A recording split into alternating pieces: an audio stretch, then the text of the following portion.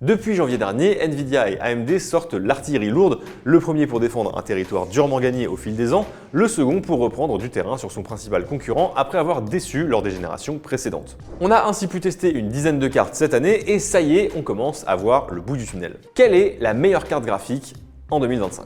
Il est donc maintenant temps pour nous de nous poser un peu, d'analyser la situation, le marché, de vous donner notre ressenti sur cette guerre technique que se livrent les deux constructeurs et surtout de vous guider dans cette jungle faite de teraflops et de gigahertz. Dans cette vidéo, on va donc détricoter tout ça et vous donner les meilleures références du marché en fonction de deux critères, la résolution de votre écran et votre budget. Que vous jouiez en 4K ou en 1080p, que vous comptiez mettre 400, 1300 ou 2000 € dans votre carte graphique, vous saurez à la fin de cette vidéo quel modèle est fait pour vous. On va donc vous donner 9 modèles de cartes graphiques sortis cette année et qui sont pour nous les meilleurs de nos catégories. Évidemment, on ne parle ici que des produits 2025, mais certaines représentantes de générations précédentes font encore un taf admirable, donc rien ne vous oblige à changer votre matos. Au contraire, même si tout roule, gardez-le le plus longtemps possible, c'est toujours mieux pour la planète. Le classement est simple, on va vous donner à chaque fois le meilleur petit prix, le meilleur rapport qualité-prix et le meilleur produit tout court pour jouer en 1080p, en 1440p et en 4K. Je vais vous faire un rapide topo pour chaque GPU avec les moyennes d'images par seconde mesurées en labo sur les différents jeux que l'on teste. L'idée c'est que vous ayez une carte qui non seulement fasse tourner vos jeux correctement, mais aussi ceux des années à venir, histoire de ne pas avoir à changer dans 8 mois. Tout est clair? Ok, on y va.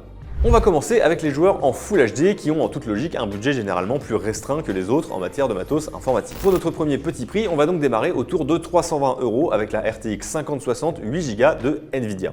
On a beaucoup parlé de cette carte parce que le constructeur américain a opté pour une stratégie assez discutable à son lancement. Seule une poignée de médias dans le monde a eu le droit de la tester en avant-première et dans des conditions extrêmement strictes, avec notamment des comparaisons absurdes face à des cartes de 2 ou 3 générations précédentes. La raison est simple, Nvidia savait que son produit ne faisait pas le poids.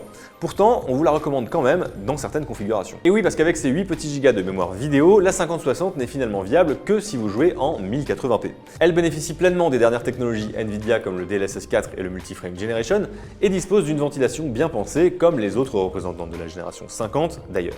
Côté perf, elle atteint des scores très respectables en Full HD donc. Par exemple, on est à 70 fps en rasterisation sur Alan Wake 2 et jusqu'à 187 fps avec le Frame Generation activé. Sur Cyberpunk 2077, elle grimpe à 84 images par seconde en raster et 153 fps de moyenne avec le Frame Generation. Bref, c'est un excellent choix si vous êtes bien sûr de rester sur du Full HD et si votre budget est effectivement un peu restreint.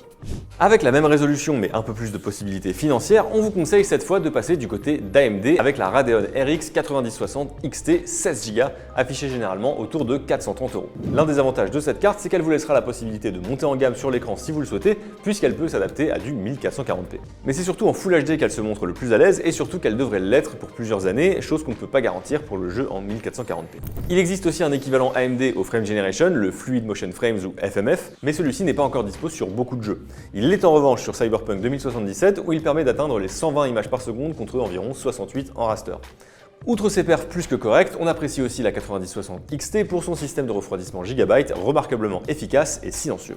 Mais la meilleure carte graphique pour jouer en 1080p se trouve chez Nvidia. Il s'agit de la RTX 5060 Ti 16Go. Généralement vendue dans les 450 €, c'est le milieu de gamme tranquille. Comme la 9060 XT d'AMD, elle peut permettre de se lancer en 1440p, mais là aussi on vous conseillera plutôt de vous contenter du Full HD et de monter en gamme si vous souhaitez jouer sur le long terme dans une définition plus élevée. D'ailleurs, elle ne fait pas vraiment mieux qu'une 4070 Super pour prendre un exemple de la génération précédente. En rasterisation, toujours sur Cyberpunk 2077, la 5060 Ti atteint un très beau score de 94 images par seconde en moyenne et 50 fps avec ray tracing. Mais c'est surtout le DLSS 4 et le Multi-Frame Generation qui font des merveilles sur cette génération et ça se confirme encore puisque cette carte est capable d'atteindre une moyenne de 238 fps avec les potards au maximum, toujours sur le best-seller de CD Projekt Red. Les mesures sont à peine moins impressionnantes sur Alan Wake 2 avec une moyenne de 73 fps affichée en raster, 46 fps avec le ray tracing enclenché et 216 fps avec le Frame Generation.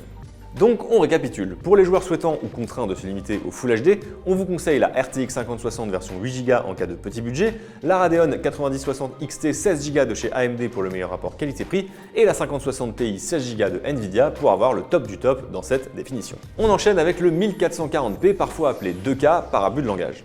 L'achat malin selon nous dans cette catégorie, c'est la Radeon RX 9070. Là on commence à rentrer dans le vif du sujet puisque c'est la première carte graphique de notre sélection à avoir reçu la note maximale lors de son test. Au point qu'on puisse même envisager de jouer avec en 4K, même si là encore on risque de se heurter à un mur lorsque des jeux très gourmands style GTA 6 ou le prochain Cyberpunk vont sortir. On grimpe résolument en gamme de prix puisque cette carte démarre généralement autour des 650 €. Comme pour la 9060 XT précédemment citée, le seul point faible de cette carte AMD, c'est que le FSR4 reste à ce jour adopté par beaucoup moins de jeux que le DLSS 4.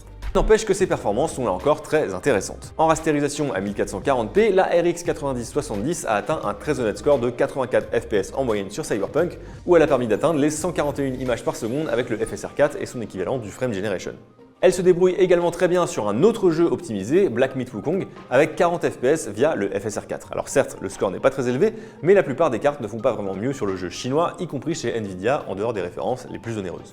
On reste du côté d'AMD pour le meilleur rapport qualité-prix pour jouer en 1440p avec la RX 9070 XT. Et oui, AMD fait décidément un comeback remarqué sur cette génération de cartes, et celle-ci est peut-être la plus intéressante du lot.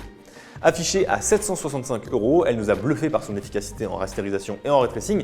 Attention toutefois, elle a tendance à consommer un peu plus d'énergie que la concurrence. Sur Cyberpunk 2077, on est à 95 fps en rasterisation, 49 avec le ray tracing et 167 avec le FSR4 activé. Et puisqu'on a décidé de se mettre à varier les jeux, prenons le Avatar d'Ubisoft pour notre prochaine mesure. Chez les navis, la RX 9070 XT atteint une très belle moyenne de 80 images par seconde avec le ray tracing, score qui gonfle à 170 fps avec le FSR4 et le Fluid Motion Frames. Enfin, bouclons cette exploration du 1440p avec la meilleure carte graphique possible pour cette définition. Et selon nous, c'est cette fois Nvidia qui rafle la mise avec sa RTX 5070 Ti proposée à partir de 880 €. Avec ses 16 Go de mémoire vidéo et son toujours excellent DLSS 4, cette carte brille de mille feux en 1440p. On retrouve ce bon vieil Alan Wake pour les mesures de perf avec un cinglant score de 95 fps en rasterisation, 59 avec le ray tracing et attention les yeux, 244 images par seconde avec le DLSS 4 et le Frame Generation activé. Du côté de Night City, on passe à 85 fps en raster et 199 dans la configuration maximale, et la tendance se confirme sur le très gourmand Black Myth Wukong où la carte parvient à grimper à 98 images par seconde avec son Multi-Frame Generation, donc du très lourd. Allez, il est temps de récapituler nos résultats pour le 1440p. On vous conseille donc les Radeon RX 9070 et 9070 XT d'AMD respectivement pour le petit prix et pour le meilleur rapport qualité-prix, mais c'est bien la RTX 5070 Ti de Nvidia qui nous a semblé la plus compétente de toutes les cartes testées cette année dans cette définition. Au point que, surprise, on la retrouve dans notre catégorie suivante. Et oui, la 5070 Ti est tellement réussie que selon nous, elle peut aisément se frotter aux écrans 4K sans trop se soucier des jeux les plus gourmands des années à venir. C'est donc notre suggestion pour le petit prix dans cette résolution, un petit prix donc à 880 €. Ça commence à picoter un peu, mais quand on aime le beau jeu, on ne compte pas. On va donc une fois encore prendre les aventures de Vi dans Night City comme étalon pour les perfs de cette carte. Elle atteint les 36 images par seconde en moyenne sur Cyberpunk, donc un score qui grimpe à 51 fps avec le DLSS activé, et même un excellent 109 fps avec le Frame Generation, largement de quoi faire, vous en conviendrez. On retrouve des scores assez similaires sur les autres jeux de notre bench, comme par exemple Indiana Jones et le Cercle Ancien, où l'on passe de 72 fps en raster à 108 fps avec les potards à fond.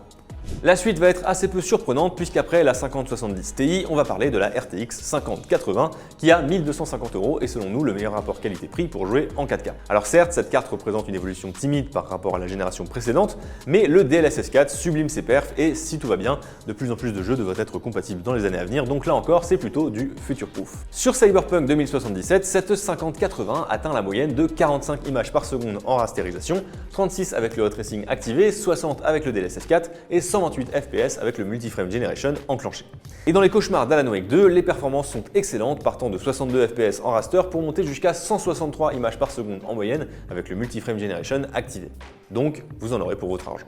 Et le moment est maintenant venu de vous révéler la meilleure carte graphique pour jouer en 4K et donc par extension le meilleur modèle tout court pour cette dernière génération, tout constructeur confondu. Et on continue notre exploration du catalogue de Nvidia puisque sans surprise c'est la RTX 5090 qui remporte la couronne. Alors là évidemment le prix explose en conséquence puisqu'on atteint les 2230 € minimum pour cette carte. On a d'ailleurs fait une vidéo complète sur cette dernière si vous souhaitez en savoir plus. Pour ce qui est des perfs, on est donc en toute logique sur la crème de la crème avec un énorme 219 fps atteint par la RTX 5090 avec le Multi-Frame Generation activé sur Cyberpunk 2077 contre 68 en rasterisation toujours à Night City. Sur Alan Wake 2, c'est encore plus saisissant avec une moyenne de 239 images par seconde avec tous les réglages au maximum. Et dans la même config, elle approche même les 100 fps de moyenne sur le très gourmand Black Myth Wukong. Donc oui, c'est du très lourd si vous avez les moyens. Et donc on récapitule une dernière fois si vous le voulez bien. Pour jouer en 4K, l'option qu'on vous propose pour ne pas trop débourser, c'est donc la Nvidia RTX 5070 Ti. Le meilleur rapport qualité-prix se trouvera plutôt du côté de la RTX 5080, mais c'est la très onéreuse RTX 5090 qui à nos yeux constitue la meilleure carte graphique, que ce soit pour cette définition ou toutes les autres finalement par extension. Maintenant qu'on a dit tout ça, il reste une question, à partir de quelle génération faut-il changer de carte ? Si vous jouez en 1080p sur une RTX 1070 Ti, 1080, 1080 Ti, 2060 ou 3060, ça peut valoir le coup de s'intéresser aux nouvelles générations et d'enfin envoyer votre vieille copine à la retraite. Pour ce qui est de la Gen 4060, pas de souci, ça fera encore très bien le taf. Pour le 1440p, on vous conseille de changer à partir des 2070, 2080 Ti ou 3070, et si vous jouez en 4K, ça sera plutôt à partir des générations 3080 voire 3080 Ti qui sera temps de changer.